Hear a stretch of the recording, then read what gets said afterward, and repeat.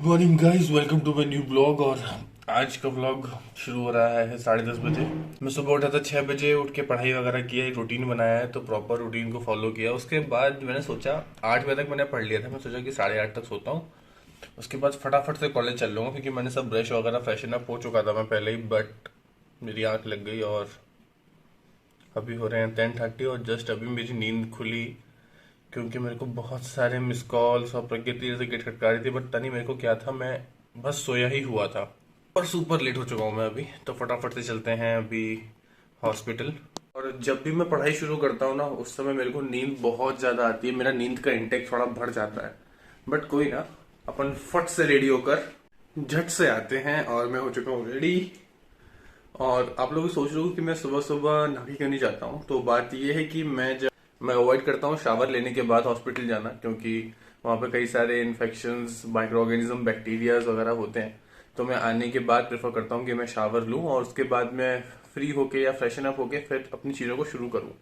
तो अभी हम आ चुके हैं हॉस्पिटल, पार्किंग में है। पार्किंग मिलती नहीं है, बहुत प्रॉब्लम होती है पार्किंग मिलने में। और अभी हम जा रहे हैं। फाइनली सवेरा हो गया। मैं इसको कब से कॉल कर रही हूँ, 8 बजे से कॉल कर रही हूँ, बट उसका कोई फ़ोन का कोई रिप्लाई नहीं आया। फिर मैं नीचे भी गई, मेरा रूम भी नॉक करा, बट मैंने देखा कि लाइट वाइट सारी ऑफ है और गेट किसी ने खोला भी नहीं। मैं भांग खा के सोया था। फिर मैं सोचा चलो ठीक है, क्या ही करेंगे जाके। तो मैं भी फिर मस्त, तो मैंने थोड़ी पढ़ाई वगैरह करी और फिर बाद में मुझे पता लगा क्या सर नहीं आने वाले हैं, तो इसलिए मैंने आज इसको माफ़ कर दिया कि कोई बात नहीं। आई थिंक सभी लेट ही आ रहे हैं। हमारे प्रोजेक्ट मेट है, वो भी लेट आया है। अभी हम जा रहे हैं फीमेल मेडिसिन वार्ड या फिर मेल मेडिसिन वार्ड। देखते हैं अभी क्या करते हैं। नमक वाली चीज़ें चाहिए, नमक बहुत कम कर दो। क्या तो बीपी है ना, तो नमक और चीनी दोनों कम कर दो। चीनी का तो खाइए, नमक कम कर दो। सो अभी हमने वार्ड राउंड कंप्लीट किया है। अभी हम बैठे हुए हैं सेक्शन में, नर्सिंग स्टेशन पे बैठे हुए हैं अभी हम लोग। बीपी मशीन मांग के लाऊं क्या? हाँ, अभी एक पेशेंट का चेक करने भी जाना है, तो अभी हम शायद जाएं। तो प्रज्ञा जा रही है बीपी मशीन लेने के लिए। देन हम एक पेशेंट है, उसका वाइटल्स चेक करेंगे, उसका बीपी चेक करेंगे। और आज हमें कई सारे पेशेंट्स मिले हैं। सो अभी हम लोग इमरजेंसी में आए हुए थे। यहाँ पे एक पेशेंट था टाइप 1 डायबिटीज़ मेलिटस का, जिसको अनीमिया भी था, AFI with type 1 diabetes mellitus with anaemia. तो ये सारी केसेस थे। ये थोड़ा क्रिटिकल केस था। तो अभी हमने इसका पूरा फाइल चेक करा, सब कुछ चेक करा, मेडिकेशन एरर चेक करा। हमारी जो परसों जो पेशेंट थी, वो जो दादी थी जिनको, हाँ, जिसको हमने परसों, हाँ, हाइपरटेंशन था, वो अभी ठीक है। उनका भी हमने, हाँ, उनका भी हमने केस लिया था और उनका केस भी अभी इस समय क्रिटिकल से बाहर है। अब वो ठीक है। मतलब आज हमने वार्ड राउंड लिया मेल मेडिसिन वार्ड में, और वार्ड राउंड के दौरान हमको 2-3 केसेस अच्छे मिले। जैसे कि एक केस था डायबिटिक फुट का, है ना। और पेशेंट का मतलब वो डायबिटिक फुट वाले पेशेंट का हम फोटो भी लगा देंगे। मतलब उसका है कि उसका जो फुट अल्सर है ना, वो उसका ठीक नहीं हो पा रहा। और कल तक तो उसका कुछ नहीं था उतना, बट आज जब देखा गया ड्रेसिंग देखा तो उसके कीड़े लग चुके हैं और वो बहुत ज़्यादा सीवियर होते जा रहा है। देखो, डायबिटीज़ में क्या होता है ना, कोई भी चीज़ की जो हीलिंग पावर होती है वो बहुत कम हो जाती है। तो आपको हल्का सा भी कट लगेगा ना, वो उसके सीवियर होने के चांसेस बहुत ज़्यादा हो जाते हैं। जो दूसरा केस हमने देखा वो था COPD विद थ्रोम्बोसाइटोपिनिया, और उसका प्लेटलेट लेवल कितना डाउन था, 25,000। नॉर्मल जो होता है 1.2 लाख टू 4.5 लाख तक, तो उसका 25 लिखा हुआ था। तो मुझे लगा कि 25 लाख कैसे हो गया, 2.5 लाख 25 मतलब 2,05,000 ऐसा है।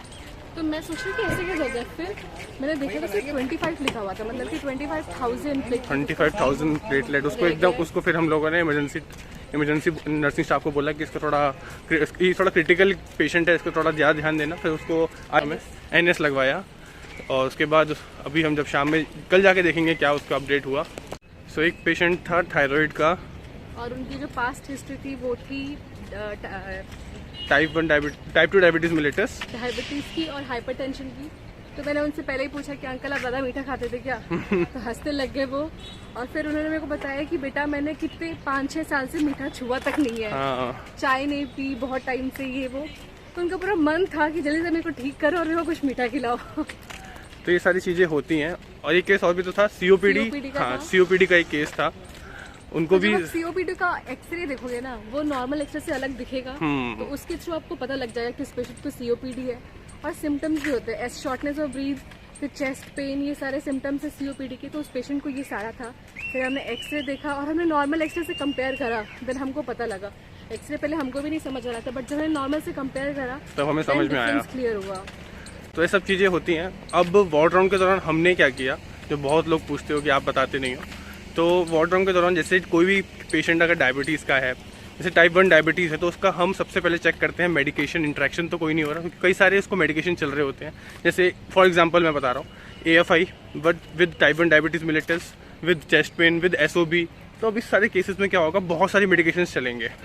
तो इतने सारे कॉम्प्लिकेशंस के साथ जो पेशेंट है उसको ड्रग इंट्रैक्शन हो सकता है, ड्रग फूड इंट्रैक्शन हो सकता है, और तो ऐसे कई सारे इंट्रैक्शंस होते हैं जिससे ड्रग का मेटाबॉलिज्म जो है वो स्लो हो जाता है या फिर उसकी एफिकेसी उतनी नहीं हो पाती है ना। तो जो डायबिटीज़ वाले पेशेंट्स होते हैं उनमें एक प्रॉब्लम होती है कि उनको उनका डाइट बताना होता है, उनका शुगर इंटेक कितना होगा, उनका खाने के पहले खाने के बाद इंसुलिन कितना होगा। उनमें पेशेंट काउंसलिंग का जो काम है वो बहुत ज़्यादा हो जाता है, क्योंकि उनको नहीं पता होता है, क्योंकि लैक ऑफ नॉलेज के चक्कर में उनको नहीं पता होता है कि उनको क्या डाइटरी सोर्सेज लेने हैं, नहीं लेने हैं। मैं थी, एक थायराइड वाला पेशेंट था, तो उसमें उन्होंने पूछा कि हम शुगर खा सकते हैं कि नहीं खा सकते, और अंकल को डायबिटीज़ भी है और हाइपरटेंशन भी है, और वो उनको थायराइड है, तो उनको फीवर है उसकी वजह से, और वो अभी एप्पल खाएंगे तो उनका क्या है कि गले में प्रॉब्लम भी है। तो एप्पल होता है, जो फ्रूट होता है वो बहुत ठंडा होता है, खाने से उनकी गले का प्रॉब्लम भी बढ़ेगा और फीवर भी हाई हो सकता है, इसलिए मैंने उनको मना कर दिया।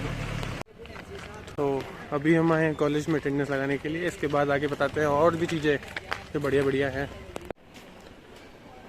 और भी क्या काम होते हैं क्लिनिकल फार्मासिस्ट के, जो बहुत इंपॉर्टेंट होते हैं, जो हर रोज़ हमें करना होता है। सबसे पहले पेशेंट को काउंसिल किया हमने, जो डायबिटीज़ वाला था उसको बताया, डाइटरी सोर्स बताया, उसको बताया कि कौन कौन सी मेडिकेशंस हैं आपकी, किस किस मेडिकेशन से क्या क्या हो सकता है। ये सारी चीज़ें बहुत इंपॉर्टेंट होती हैं। एक साथ उन लोगों को बोलो, कभी कभी होता है कि जल्दी बाजी में एक साथ मेडिकेशन दे देते हैं, तो उसके चक्कर में उनके पास तो मतलब उनके पास एक पन्नी में रखा हुआ था 4-5 मेडिकेशन, बट उनको ये नहीं पता कि किसको कब खाना है। तो फिर हमने उनको वो क्लियर किया और बताया कि कौन सा किसके लिए यूज़ हो रहा है, क्योंकि उन अंकल को खांसी थी और गले में प्रॉब्लम था, तो उसके लिए उनको एजी दिया गया था, एजिथ्रोमाइसिन। बट उनको लगा कि उनको कोई कफ सिरप मिलेगा, तो वो बहुत परेशान हो रहे थे कि मैडम मतलब कि कोई देखता नहीं है आके, ये वो ऐसा कुछ बोल रहे थे। बट उनको हमने बताया कि आपके गले थ्रोट इन्फेक्शन के लिए आपको एजी दिया गया है, तब उनको समझ आया कि ओके ठीक है ये है। तो ये सारे जो प्रॉब्लम्स होती हैं, ये डॉक्टर के पास इतना टाइम नहीं होता कि वो उन चीज़ों को क्लियर करे, ठीक है। और नर्सिंग स्टाफ को जो काम बोला जाता है वो लोग वो दवाइयाँ दे देते हैं। अब इसके बाद काम आता है एक फार्मासिस्ट का कि कौन सी मेडिकेशंस कैसे देनी है उस पेशेंट को। सो ऐसे हम रोज़ थोड़े थोड़े काम बताएंगे आपको कि हम क्या करते हैं अपने एक दिन में। तो ऐसे और भी बहुत सारी चीज़ों को जानने के लिए आपको हमारा व्लॉग रोज़ देखना होगा। उसके लिए आपको पहले सब्सक्राइब करना होगा, और ये नहीं कि एक व्लॉग में सब कुछ जान लो, इसलिए मैंने बना रखा है अपना एक प्लेलिस्ट जिसमें है क्लर्कशिप व्लॉग्स। तो उसको अगर आप स्टार्टिंग से लेकर अभी तक देखोगे तो आप आधा काम तो जान जाओगे कि हम लोग क्या करते हैं हॉस्पिटल में जाके, वार्ड राउंड कैसे लेते हैं, क्या करते हैं। तो ऐसी बहुत सारी चीज़ें हैं जो एक व्लॉग में डालना मुश्किल है, तो हम रोज़ रोज़ थोड़ी थोड़ी चीज़ें बताते हैं आपको अच्छे तरीके से। जैसे कि आज हमने डायबिटीज़ के बारे में बात करी, तो डायबिटीज़ में सबसे इंपॉर्टेंट क्या होता है, उसका डाइटरी सोर्स, कि वो ज़्यादा कार्ब्स ना ले ले। काउंसलिंग बहुत ज़रूरी है, पेशेंट को समझाना बहुत ज़रूरी है, उसको डर ना लगे चीज़ों को लेते समय, उसको पता हो। जैसे प्रज्ञा ने बताया कि एजी जो है मेडिकेशन है, उसमें उसको लगा था कि उसको लगा था कि कोई कफ सिरप मिलेगा, बट कफ सिरप तो मिला ही नहीं उसको। तो सब चीज़ें कौन बताएगा, as a pharmacist you have to tell.